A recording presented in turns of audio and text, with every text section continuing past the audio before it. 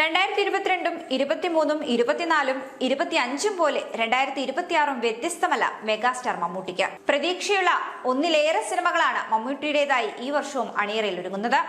ആദ്യത്തേത് സിനിമാ പ്രേമികൾക്കിടയിൽ ഈ വർഷത്തെ മോസ്റ്റ് ആന്റിസിപ്പേറ്റഡ് റിലീസുകളിൽ ഒന്നായ ചത്ത പച്ച റിംഗ് ഓഫ് റൗഡീസ് ആണ്. നവാഗതനായ അദ്വൈത് നായർ സംവിധാനം ചെയ്യുന്ന ഈ ചിത്രം ജനുവരി 22-ന് റിലീസാകും.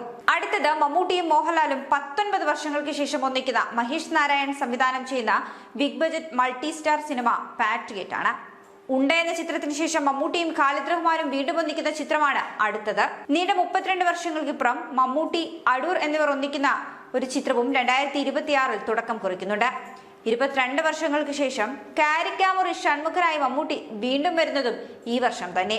നിതീഷ് സഹദേവ് മമ്മൂട്ടി കോംബോയിൽ അണിയറയിൽ ഒരുങ്ങുന്നത് പുതുമയുള്ള ആക്ഷൻ ചിത്രമാകുമെന്നും കേൾക്കുന്നു. രാജ്കുമാർ പെരിയസ്വാമി ധനുഷിനൊപ്പം ഒരുക്കുന്ന ധനുഷ് 55-ന് വേണ്ടി മമ്മൂട്ടിയെ സമീപിച്ചതായും വാർത്തകൾ വരുന്നുണ്ട്.